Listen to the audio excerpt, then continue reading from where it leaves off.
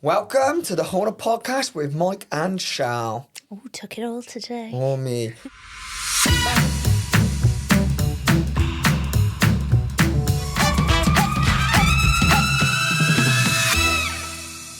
Exciting episode today, I suppose. It's a good, informative one. Yeah, I was going to say informative. It's probably one we get questions about a lot, so yeah, be good to just point them to the podcast to say, any questions? Here you go. Yeah. So, with that said, what are we talking about, Charl? Let's talk about HEMA. HEMA, 2-hydroxymethacrylate. I'm glad you said it, not me. Whatever you guys call it. Hopefully, we can just give you a bit of insight on what it is, why it's used, why HONA doesn't use it, why most brands have a HEMA or a HEMA-free range. And yeah, it's just basically a bit of an information one, just so you feel a bit more empowered on if a client asks you or if you're looking for a HEMA-free or you're looking for a HEMA brand, whatever you are, you've got a bit more information to help you. Yeah, love that. With that said...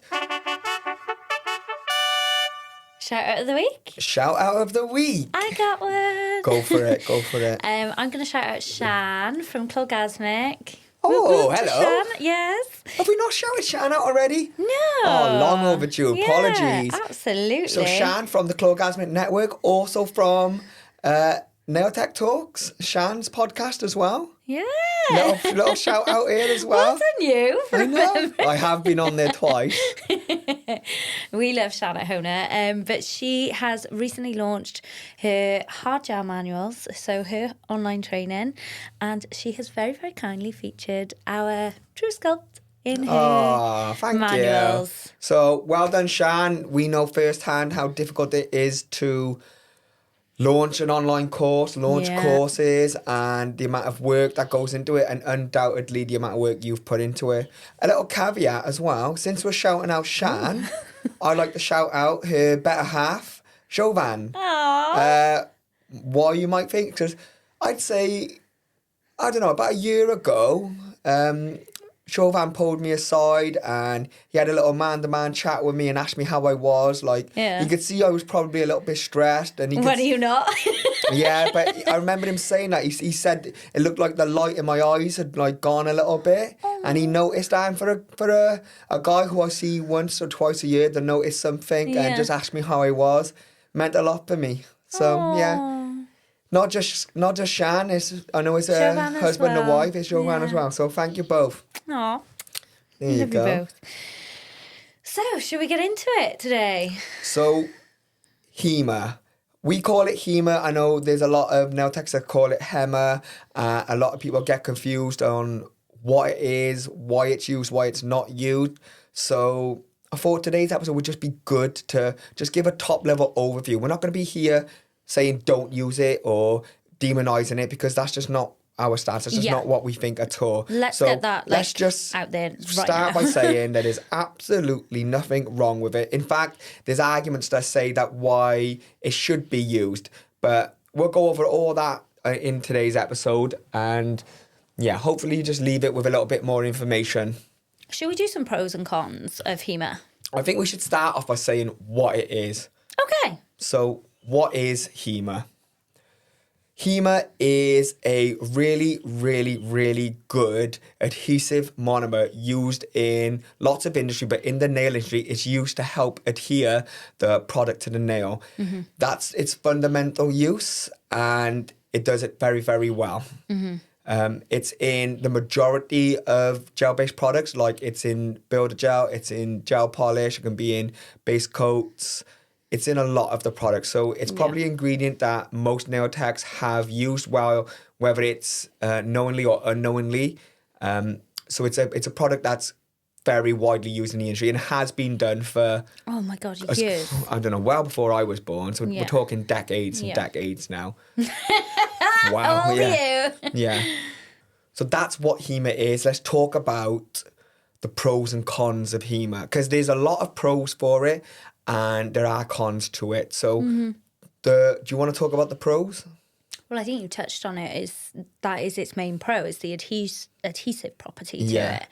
you can throw HEMA at a wall, it'll stick. Yeah. Whether it's on a gloss or whether it's been prepped. That's one of my main analogies that I use when I'm teaching, especially when I'm teaching somebody that has come from using a HEMA product or a HEMA brand and then coming to switch into us. So I would say adhesion is the top one. I think another pro is it's very cost effective. So a lot of brands know that it works, but it's really affordable. So if you're a brand like HONA or you're a brand looking to keep costs down and you're looking to increase your profit margin or you're looking to be more attractive to a customer because of a lower price, HEMA would be a good ingredient to go towards. It's being used so widely, the economies of scale, it's very affordable ingredient. Whereas a more complex oligoma, which the type HONA use, it's far more costly, not only to buy the raw ingredients because there's more of them to create, but to develop as well. It's far more costly to that. So a lot of pros is that traditionally, if you've got a HEMA brand or you've got that type of product in your salon, it tends to be more affordable for you. Yeah. I think a good one as well is viscosity. The reason I talk about viscosity is that people may or may not know about this, that 2-hydroxymethacrylate, which is what its chemical name actually is. So if you see that on the back, it's of the back of the ingredient panel, that's HEMA as well. It's a good viscosity regulator. So it will keep the product nice and thick. And that's why you've probably seen HEMA-free brands or hypoallergen brands, they're a lot thinner viscosity. Yeah. I say a lot. It's not a lot, but they're noticeably thinner. Yeah. And a lot of nail techs probably lean towards a thicker viscosity. And that's probably because what they're used to more than they lean to it. They don't really view the difference. A thicker viscosity product, it allows you more time to manipulate it and to play with it. So if that's something that you're used to, if that is something that you need, so say, for example, you are a beginner nail tech and you panic a little bit with a thin product because it's starting to move out into the sidewalls and things, having a thicker product can be slightly more appealing. I understand that, yeah. So that is a legitimate pro to it. Any other pros while we think about it? So we've got the cost, the viscosity, and adhesion. The big one, the adhesion. To an extent, and this is something which I feel is going to become probably less and less, it's probably familiarity. So if you're going from one HEMA brand to another HEMA brand to another HEMA brand, there may be little less, there may be less variance between the brands. Whereas if you've gone from a high HEMA brand to HONA, which doesn't use HEMA, HPMA, IBOA, it's noticeably different. The physical characteristics are noticeably different. So I suppose a pro would be that there's familiarity while choosing between different brands. Yeah. That if you go from one HEMA to another HEMA, that they behave a little more similar. So the learning curve, to speak, is probably easier and less. Yeah, definitely. But I think, you mentioned it quite well there. More and more brands now are going down that. Even if they're not going completely HEMA-free, they're offering HEMA-free alternatives alongside their other brands. So, like you say, that may become less and less and less going forward. Yeah, so let's talk about the cons of HEMA, because we talked about the pros. I think it's a fair one to talk about the cons then. Yeah. So when I say the cons now, the downsides, this is from my perspective, from HONA's perspective. I don't want you to say HONA said this, so this is gospel. This is from our perspective. Just like the pros are from our perspective. A lot of people may actually be really annoyed at HONA by saying what the pros are. By giving pros and giving cons. But we're completely unbiased. We are. We really, really are. So from our point of view, the biggest con has to be that the British Board of Dermatologists has identified 2-hydroxymethacrylate, HEMA, whatever you call it, as the number one allergen in nail products. Like that's unavoidable. And I think us as a brand, we knew that from the very beginning when we started developing our gel system. We knew that, and it was a fact that we couldn't ignore. I think another con is probably, and this is controversial now, it's outdated. Do you think that's a fair? No, I and think that's just fair. because something's always worked doesn't mean we stick with it. Chemistry has evolved. Yeah, hugely. And I wouldn't want to bet on it, but I'd say it's 3-4 decades old. Think how things have evolved in that amount of time. Yeah. Whether it's your TV, whether it's your phone. Yeah. Like chemistry has evolved as well, and chemistry around HEMA has evolved as well. Like there's oligomers out there now which you can use, which basically locks it in a box. I feel like chemistry has evolved and HEMA's a bit old hat, and I think that's a con. Yeah. I think even when you mentioned about it being affordable, I can kind of see that on a con sort of side of things as Go well. on, explain what you mean. So from a brand's point of view, great, you want affordable ingredients to put into your product. But as a consumer, if I can see that, they're using cheaper ingredients to put into their Don't use product. the word cheap, more affordable. More affordable. If they're using more affordable ingredients to put into their formulas, rather than going down the route of The more sophisticated ingredients, I probably will lean towards the more sophisticated one. Yeah, I think, So again, balance. But a big con as well is you may have clients with allergies and HEMA is the number one allergen. It's almost a gateway as well. If they're allergic to the HEMA, they're more susceptible to picking up allergies with other products. If you use only products with 2-hydroxymethacrylate in there, you're alienating a number of your consumer who will not be able to go to you. Yeah. So that's a big one. And do you know who the most at-risk person is of getting an allergy? Tell me, Mike. It is the nail tech. You say that because you know I've repeated this time and time again. You're the one who's at risk with overexposure. Yeah, you as a nail tech.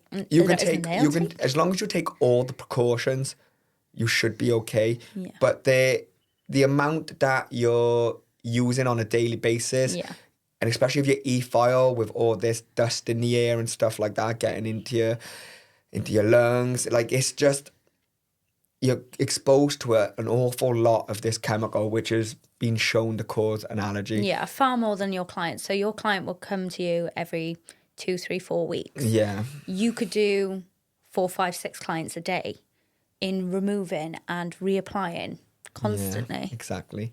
And if you're removing other clients' work as well, you don't know what's on there now. Let's not even get into But that. that's another thing. So I think that's just a quick pros and cons. I think the cons may not sound as many, but they're bigger, and there's a lot of pros to it. Yeah, I feel like the pros that you mentioned are things that can also be adjusted. So say, for example, you said, the adhesion properties. I feel like by us using different oligomers, we've got just as good of adhesion than if we were to use HEMA. I suppose our whole bag, isn't it? Like that we're able to do what those type of brands and products do without the necessary risk in our eyes. We've tried to reduce the risk as much as possible. And that's not to say you have no risk with HONA. That is not the case. Like, of course you can have a risk with HONA. We've just done our utmost best to reduce the risk. Yeah. Why does HEMA cause allergies? I think it's a real good time to talk about why HEMA does this. Like, this is one of those topics which is going to be controversial, and I know we're going to get heat about it, so I want to be really precise in what I say.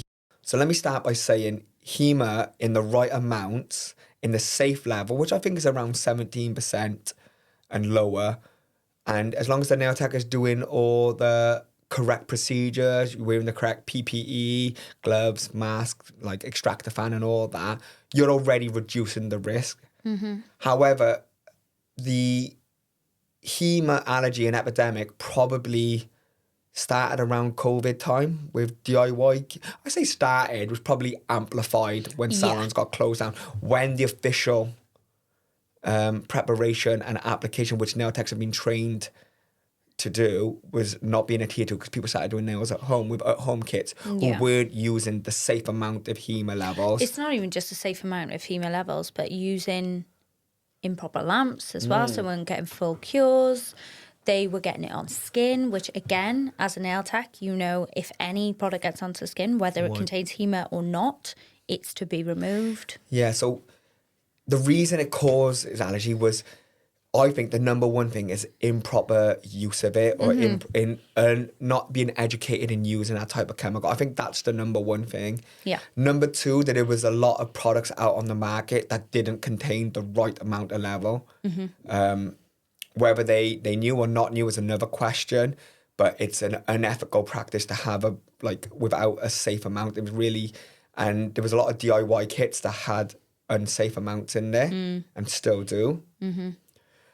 The ingredient in itself, so HEMA, the HEMA molecule itself, is more likely to create an allergy is because of its molecule size, sorry. Yeah. So what I mean by that is HEMA is very, very, very, very, very, very small. Very, very. It's really tiny. It's really, really small. So like you just mentioned, if it gets on the skin and it's sat there, it's far easier for it to seep into your body. Whereas ingredients which HONA use, such as our oligomers, which are far bigger. So the HEMA's been almost locked in a case. So there's the HEMA molecule, and then us with our chemists have bolted things on top of it. So it's really, really, really tightly, and it's part of a long chain of ligament, which will just sit on the nail. Do you know what I mean? So it's far, far less likely to cause a reaction. Your body's not going to react to it because it's not in the body. Yeah. Do you know what I mean? Does that make sense to you? Yeah, So let me give you an analogy. Say we're in this room now, yeah? And there's lots of balloons in here, and the balloon is HEMA.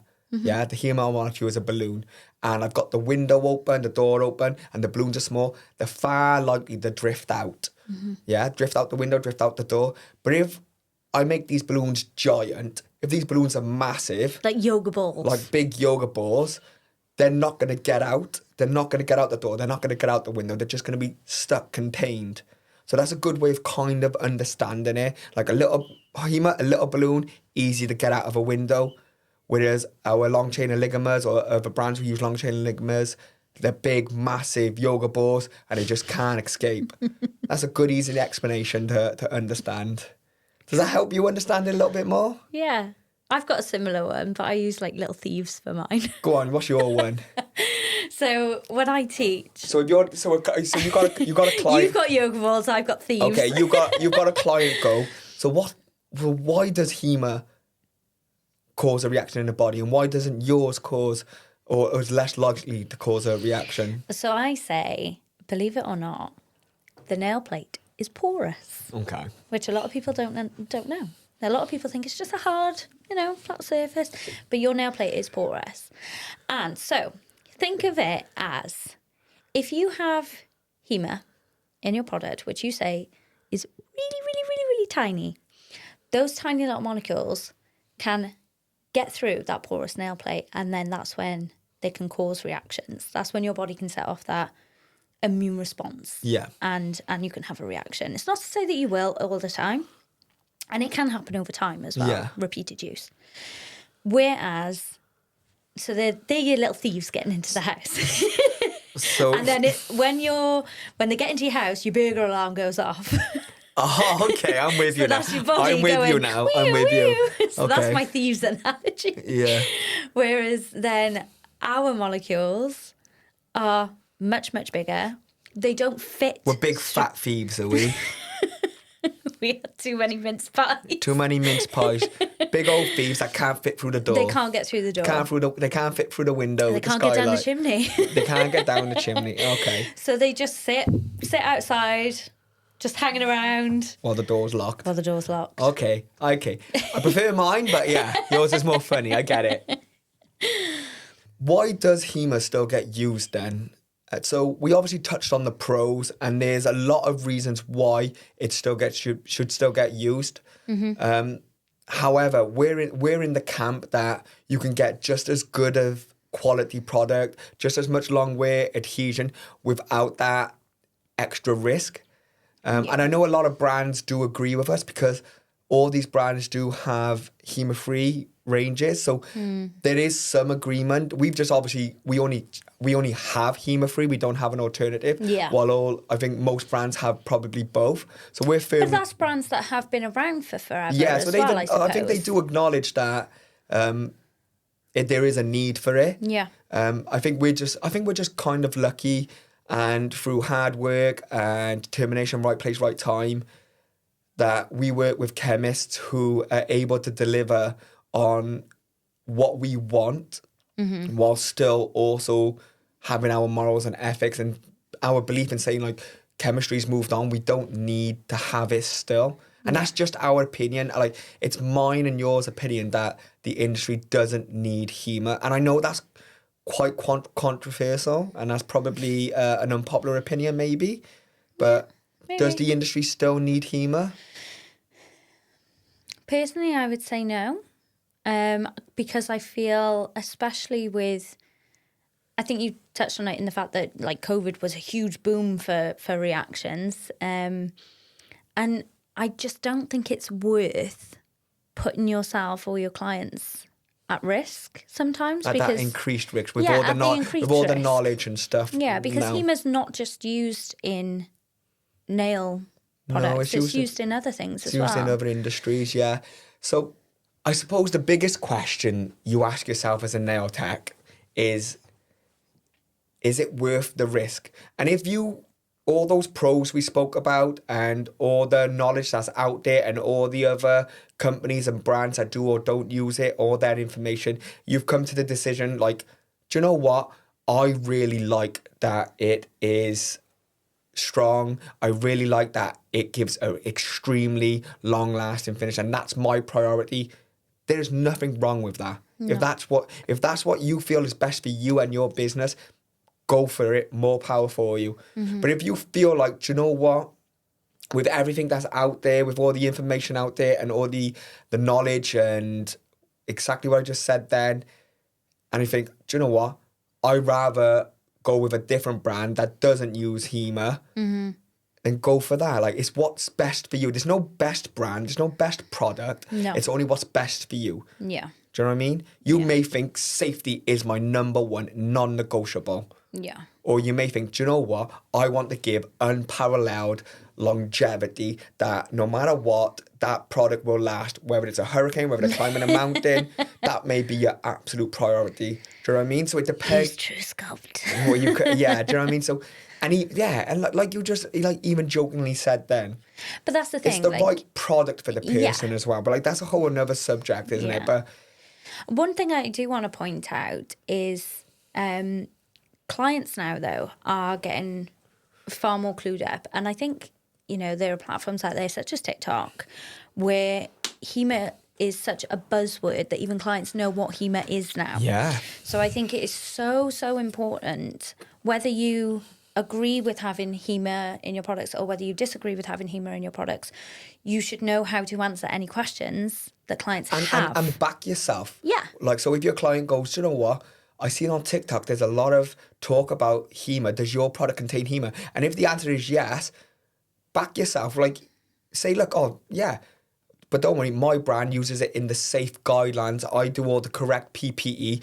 Your risk is minimized with me. Do you know what I mean? Have that knowledge, even if you disagree with what we're saying about it not being needed. Yeah. Have that knowledge in case your client asks you about it. Because they will. Because the consumers are getting more and more educated on it. Just look at the skin industry, for example. We're a few years behind the skin industry, and more people are getting informed on what they put on their skin, and it's happening with the nail industry. We're a few years behind, but it's starting to happen where they want to know what's on there. I think it was only last year there was the big BBC article they put out, wasn't it? And us, along with a lot of other brands, were almost forced to put a statement out saying, like, look, we don't use this ingredient, or other brands were saying we do use this ingredient, but it's in a safe level. Like, because the BBC did a big article on it, a big news story, and a lot of clients were asking questions. Yeah, so definitely. It's something you need to know, whether you're for or against HEMA.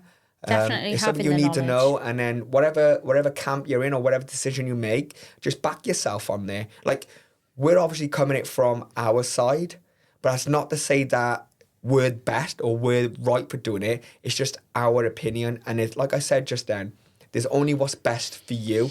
You make as long as you're educated and you've learned up on the decision you've made, and you back yourself on that, you're right. Do you know what I mean? There's no right or wrong with this. As long as you're using the correct procedures on your the correct PPE on your client, you're doing everything you can to mitigate overexposure, face mask, gloves, extractor fan. You're doing what's right. Do you know what I mean? We just take it one step further. Yeah. Whew, that was a bit... That was an educational one. Science heavy, wasn't it? It was. Again, just to clarify, there's no right or wrong, but let's lighthearten it a bit. Have we got a nice question of the week? We'll do question of the week. Go on, chuck a question of the week. Question of the week. So this week's question, I think we put this in the Facebook community. What was the funniest reaction that you've gotten from a client about the nail design? Funny. So I'm a nail tech. I've just had a nail done, and you've gone into work. Yeah. What? So the general public, what they've said about your nail design. Oh, yeah. Yeah. I'm with you. I had to clarify. Sorry. It's like going into work. Yeah. On about. So one client has gone away and then messaged to a nail tech. How am I supposed to concentrate on driving with that glitter? Do you know what? I'm guilty of this now. Do you know, like, so I've got... Oh, you look at your nails all the time. I've got black polish on my nails right now, and I don't always have full cover black polish. So I'm driving, and I'm just going down the road, and I catch, like, because we got a really shiny top coat, in case you don't know, I catch, like, a shine or a reflection, and I just glance at my nails, and I look up, and I go, like, better break. You So I do it all can the imagine that time. with black polish. Imagine you've just come out the salon, and you're like, With a reflective oh, glitter. my nails look the bomb. And then you're looking at them while trying to drive, because you do see them driving, don't you? I can imagine. I feel you. I bet there's one or two out there that have caused a crash. And nail tech's nails that would create imagine such that good as an nails, they've caused a excuse? crash. Oh, dear. Yeah. So this is from a nail tech. The first time I drew a ghost, we both agreed that they looked like sperms with arms. Wow. If you make your ghost a little bit fatter. I tell you, Give it a little bit of body. a little bit of body. I know one likes stringy ghosts. I tell you, what makes good ghosts is swag nails. Oh, Fantastic. I think she's fantastic. got this little technique. So anybody, like, this is well out of date now, but if you're making ghosts for next Halloween, check out Swag Nails, her ghost design. I think she's got a chrome design, she's got an iridescent one, but she's got a nice little technique. There was somebody And hers don't look like sperm. No. There was somebody that did an amazing little ghosty with our glow-in-the-dark top coat. I can't remember who it was now, and it was amazing. Tag yourself if that's you. Yeah. Go on, next one. So repeat the question just to remind me. So the funniest reaction you've gotten from a client Funniest reaction. about the nail design, this one I was literally kidding myself laughing about. So this is from a nail tech. Early on in my career, a lady who was about 80 was having a red pedicure and said to me, I can't wait to have a shower and look down at my toes and think, what a slut. What? She said my jaw was on the floor. Does she think anybody with red nails is a slut? You've got red nails on now. She got red on. What is the red nail theory, isn't it? Is it a red nail theory or red lipstick Yeah, theory? no red nail theory. So the red nail theory, girls and guys, tell me if you think it's true. That apparently the red nail theory is that you will attract the opposite sex more by having red nails. Is that the gist of it? Well, I haven't found anyone else. You're married, darling. But it haven't worked. So guys, girls, tell me if that's true, the red nail theory. That could be a nice little collection for Halloween? For Valentine's Day, maybe. Hey, I'll get on it. For the singles. For the single. Well, if you're trying to attract the opposite sex, you tend to be single. You're not trying to attract anyone when you're married, are you? Are you? Says you with red nails on. I had a client have Galentine's, here you go. The Galentine set of reds, the red nail theory. I had a client have a brown and orange combo. Oh, that looks like carrot and gravy. I'm hungry now, she said. Carrot and gravy? Why? Brown and orange. I'd have to see that design. Yeah. I can't envisage I can't it. imagine. No, I'm thinking like It's obviously a muted swirls It's obviously now. a muted orange. It's not going to be a bright orange. I Oh, brown and orange. Interesting.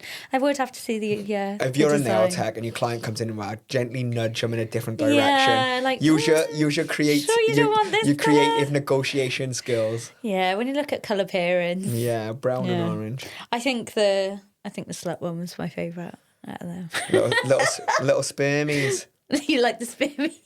Well, if you're a client and you go, they look like sperm, and then your nail tech goes, yeah, you're probably like, Can you change yeah, them? well, that's not what I wanted, sorry. I want a ghost. Yeah, they're like, Oh, I remember doing I think it was a ghost that I did on one of my clients before, and we both just kind of looked at him and we were like, he's a bit off, but she liked him, so we left him. I bet there's that weird awkwardness when you're a nail tech and you're like, oh, that don't look that good. And then you look at the client and Absolutely. majority of people, do you think, were too polite, they're correct? You get some ballsy clients that will say. Well, I would be ballsy. Yeah. But like if you've just paid for, I don't know, ribbons and they look like, I don't know, bow ties. A good analogy? Yeah. Okay, ghosts and sperms again. If you've just paid for that. If you paid for ghosts and you're walking out with Yeah. sperm, I'd be like, oh. So pop in the comments, guys, like, would you want your client to tell you or would you want them not to I would say? want them to tell me after the first nail, not if I completed all 10. But then if I looked at it and thought, they don't look great. Okay, here's a good question as well. If you think they don't look great, do you think oh, do you know what, I'm not happy with that? Or do you think, do you know what, that's good enough? Is good enough acceptable, or do you want to keep pushing? If it's what the client wants, so say for example, I feel like I've done this before. Like I've drawn something on someone's nail, I've not liked it, so I've just wiped it off. No matter how long it's taken me, if I don't like it, I'll wipe it off. Yeah. But then they've turned around and they've gone, oh, why did you do that? It was amazing. But that's just down to my own like. See, there we go. But then pride on things. But you say pride, but then time, But if- money, and business. If the client was happy, and the client's happiness is the number one priority. So Well, you've usually they can see if I'm about to wipe it off. So if they've told me, oh no, don't wipe that off, I like it, then I'll leave it. But that's a but I'll be like, controversial one, isn't it? Because whereas like if they pick in a combo like brown and orange, and I think I really That don't won't like that, but that's what you've asked for, I'll give them what they ask for. Okay, I'm with you. Yeah. So yeah, good episode. David, Good question of the week. Good question of the week. Got a behind the scenes of HONA in mind. Do have a little behind the scenes. Go on then. Yeah.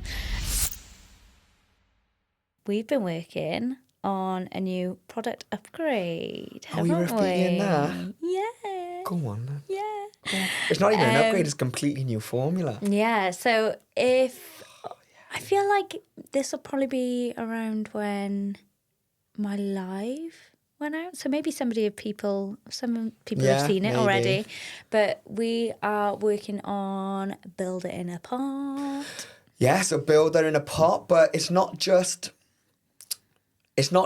our pure build or pure foundation put in a pot. It's a brand new UK formula. Yeah. We've been working with this chemist and we've come up with a hypoallergenic builder formula that, would you say it's an upgrade from pure build or different? I would say we've taken pure build's best parts and just elevated slightly and So- put it into a pot, because we have that question quite a lot, is can we have Yeah, so builder in a we've pot? got a builder pot coming out that's completely new formula. I'm excited. It's a British formula as well. So It's exciting. yeah, that's a big reveal actually. Yeah. When's this coming out? It's probably a few weeks away from this coming out. Maybe. But anyway, if you want to try Sneaky, it, sneaky. if you want to try it, DM us. We've got a few samples in. Yeah, Yeah, but I'm loving it so far. And I did it Yeah. on live on one of my clients the other day and I I've loved got it. it on. Ee-ee.